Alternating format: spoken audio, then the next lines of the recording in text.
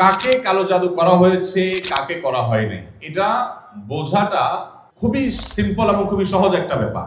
কিছু আলামত আছে যে আলামতগুলো খুব সহজেই দেখে বোঝা যায় এই লোকটা ব্ল্যাক ম্যাজিকের রোগী বা জাদুর রোগী। আপনারা জানেন যে আমাদের সমাজের এক শ্রেণীর মানুষ এই কালো জাদুতে বিশ্বাস করে না।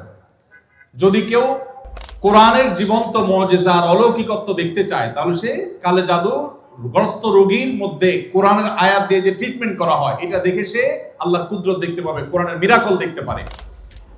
তো কালো জাদু এটা কোনো মানুষকে আক্রান্ত করলে সচরাচর সাধারণত কোনো ওষুধে কোনো কাজ হয় না, কোনো চেক আপে কোনো রোগ ধরা পড়ে না, দিন দিন অসুস্থ হয়ে যায়, খুব ভয়ঙ্কর একটা পর্যায়ে চলে যায়।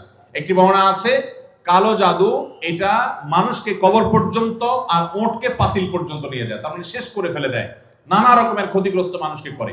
এবং আজকাল আপনারা দেখেছেন অনেকেই বিভিন্ন ফুটবল টিমের ভালো ভালো খেলোয়াড়দেরকে কালো জাদু করা হয় এবং এগুলো নিয়ে ইন্টারন্যাশনাল মিডিয়াগুলোতে নিউজ প্রকাশ করা হয় এবং সমস্ত দুনিয়াতে মানুষের কাছে ওপেন সিক্রেট এখন যে বড় বড় খেলোয়াড়দেরকে ব্ল্যাক ম্যাজিক করা হয় এবং সেটার যে প্রভাব হয় সেটাও মানুষের কাছে দিনের আলো মতো পরিষ্কার। তাহলে আমার বুঝতে অসুবিধা কোথায়? বরং কোরআন যেটার কথা বলেছে সেটা বাস্তবায়ন দেখতে পেরে আমার ঈমান আরো বেড়ে যাওয়ার কথা। কিছু মানুষ আছে যে কোনো রোগ ধরা পড়ে না কিন্তু অসুস্থ হয়ে যাচ্ছেন, অস্বাভাবিক পর্যায়ে হয়ে যাচ্ছেন, এরকম বিষয়গুলো কালো জাদুর আক্রান্ত হওয়ার আশঙ্কা অনেক বেশি। ঠিক একইভাবে অনেকের অতিরিক্ত হাই আসে, অতিরিক্ত সীমাতিরিক্ত হাই আসে। হাই তোলাটা কিছু একটা লিমিটেশন আছে যে এই পর্যন্ত হাই তোলা এটা স্বাভাবিক, কিন্তু যখন অস্বাভাবিক পর্যায়ে পর্যন্ত চলে যাবে তখন সেটা কোনো কোনো ক্ষেত্রে ব্ল্যাক ম্যাজিকের রোগী হওয়ার আলামত থাকে। দিন দিন শুকায় যাওয়া নানা রকমের পরিস্থিতি আছে।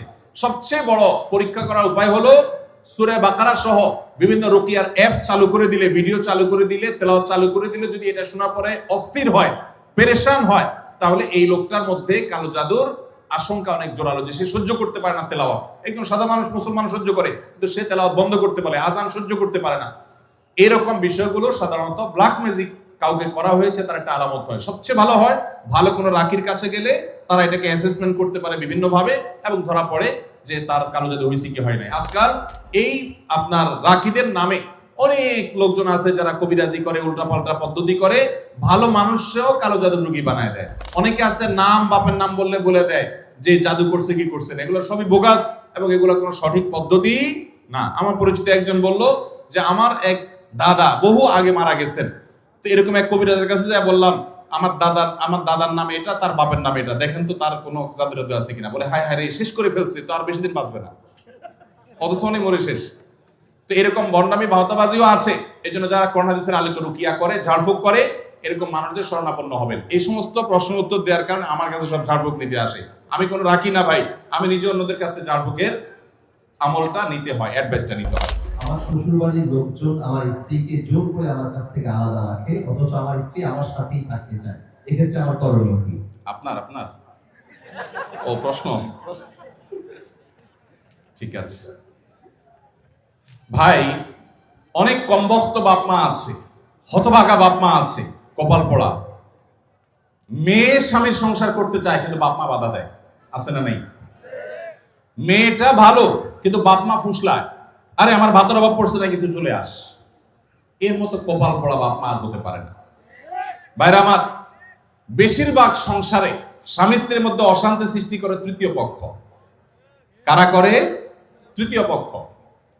আমি এই জন্য বলি, সাক্ষাৎ শয়তান যদি দেখতে চান, একবারে আপাদমস্তক শয়তান, তাহলে স্বামী স্ত্রীর মধ্যে অশান্তি সৃষ্টি করার জন্য যে ভূমিকায় অবতীর্ণ হবে এ হলো সাক্ষাৎ শয়তানের ভূমিকা অবতীর্ণ হয়েছে। কথাকে বুঝাতে পারছি? শয়তান সবচেয়ে খুশি হয় কোন কাজে জানা আছে আপনাদের? কোন কাজে সবচেয়ে বেশি শয়তান খুশি হয়?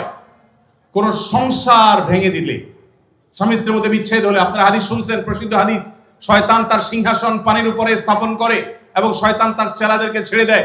চেলারা সারাদিন আকাম কুকাম করে সারাদিন অপকর্মের পরে ফিরে এসে তাদের দলনেতাকে বলে আমি একজনকে খুন করিয়েছি, একজনকে দিয়ে, আরেকজনকে দিয়ে একটা মিথ্যা বলিয়েছি, আরেকজনকে দিয়ে মাদকাসক্ত করিয়েছি, আরেকজনকে দিয়ে অমুক জেনা করিয়েছি।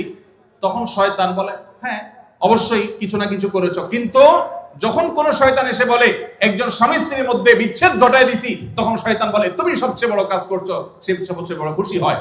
যে সমস্ত পুরুষেরা মহিলাদেরকে অথবা পুরুষদেরকে উস্কায়, দেখবেন যে অনেক মহিলাকে যায় অনেকে বলে, ভাবি আপনার মতো মানুষের সাথে ভাই রাগ করে কেন? মানে আপনার মতো এত ভালো, এত ভদ্র, এত রূপবতী মানুষটার সাথে রাগ করে যে কেমনে, এত পাষাণ সে কিভাবে হয়? বুঝবেন যে এই লোক হলো সাক্ষাৎ ইবলিস। আবার একই কথা ওই পুরুষ লোকটাকে যদি বলে যে ভাই আপনি তো রাজপুত্র, মাশাআল্লাহ, আপনার কপালে রাজরানী আসলেও কম হবে ভাই, তাহলে তার উস্কায় দিচ্ছে, তার মানে সে মনে মনে চিন্তা করবে তাহলে আমার বউ এটা আমার জন্য আসলে মানায় না, আমি তাহলে এত বেশি যোগ্য পুরুষ, তাহলে তার স্বামীর সাথে, তার স্ত্রীর সাথে তার দূরত্ব বাড়বে কি বাড়বে না? তাহলে এই যে পামপট্টিটা দিল, এই পামপট্টি দেওয়া লোকটা হলো সাক্ষাৎ ইবলিসের ভূমিকা অবতীর্ণ হয়েছে। অতএব খবরদার, স্বামী স্ত্রীর মধ্যকার অশান্তি সৃষ্টি করার জন্য কেউ তৃতীয় পক্ষের ভূমিকা রাখবেন না। এমনকি সেটা যদি বাপমাও যদি হয়, সে বাপমা আল্লাহর কাঠগড়ার আসামি হবেন। বহু ছেলেদের বাপ আছেন, ছেলেদের মা আছেন, শ্বশুর শাশুড়ি আছেন, বৌমার ব্যাপারে ছেলের কান ভারী করে দেয়, আছে না নেই? ছেলেটা থাকে বিদেশ, তার কানটা ঝালাফালা করে দেয়। এরা সবাই কিয়ামতের ময়দানে আল্লাহর কাছে আসামি হবে। খবরদার, এরকম কোন ষড়যন্ত্র করা যাবে না। চেষ্টা করতে হবে স্বামী স্ত্রীর মধ্যে মনোমালিন্য হলে সেটাকে আরো দূর করে দিতে হবে, সেটা আরো দূর করে দিতে হবে। আল্লাহ আমাদেরকে তৌফিক দান করুন। মসজিদের ইমাম সাহেবরা যারা আছেন, ফ্যামিলি কাউন্সিলিং করবেন। এলাকাতে কোথা স্বামী স্ত্রীর সাথে মনোমালিন্য চলছে তাদের মধ্যে সালিসি করবেন, তৃতীয় পক্ষ হয়ে মিলাবার চেষ্টা করবেন, ভাঙার চেষ্টা করবেন না। আল্লাহ আমাদেরকে তৌফিক দান করুন।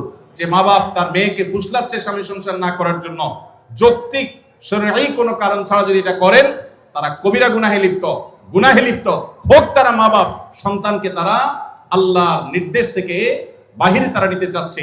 ফ্যামিলি ব্যবস্থাপনা এবং দাম্পত্য জীবনের সুখ শান্তি ইসলামে খুবই গুরুত্বপূর্ণ বিষয়। আল্লাহ তাআলা আমাদেরকে বোঝার তৌফিক দান করুন। রমজানে মাঝে মাঝে তারাবির নামাজ ছুটে যায়, যদি আমার তারাবির নামাজ ছুটে যায়, এতে কি আমার রোজা আদায় হবে বা রোজার পূর্ণতাতে কোনো সমস্যা হবে কিনা? ভাইরা আমার, রমজান মাসে তারাবির নামাজ না পড়লে আমরা অনেকে মনে করি যে তার রোজাতে বোধহয় অসুবিধা হবে। এটা সম্পূর্ণ ভুল ধারণা। তারাবি একটা ইবাদত, রমজানের রোজাটা আরেকটা ইবাদত। যেহেতু তারাবি না পড়লেও রমজানের রোজা হয়ে যায়, তাহলে তারাবি পড়ার কি আর দরকার আছে? কেন? রোজা তো হয়ে যাবে। আলাদা ইবাদত। রোজা রাখা একটা ইবাদত, তারাবি পড়াটা আরেকটা ইবাদত। নবী করিম সাল্লাল্লাহু আলাইহি সাল্লাম একই হাদিসে দুটি কথা বলেছেন, মান কামা রমাদানা ঈমানান ওয়া ইহতিসাবান গুফিরা লাহু মা তাকাদ্দামা মিন যামবি। একই হাদিসে বলেছেন, মান সামা রমাদানা ঈমানান ওয়া ইহতিসাবান গুফিরা লাহু মা তাকাদ্দামা মিন যামবি। যে ব্যক্তি ঈমান এবং ইখলাসের সাথে রমজানের রোজা রাখবে, আল্লাহ তার পূর্বের গুনাহ মাফ করবেন। যে তারাবি পড়বে তারও পূর্বের গুনাহ মাফ করবেন ইনশাআল্লাহ। এইজন্য ভাইরা, তারাবির নামাজ পড়তে হবে। এটা সুন্নাহ, গুরুত্বপূর্ণ সুন্নাহ, সাধারণ সুন্নাহ না। নবী সাল্লাল্লাহু আলাইহি সাল্লাম ছাড়েন নাই, সাহাবীরা ছাড়েন নাই। কোনো ওযর ছাড়া তারাবি ছাড়া যাবে না।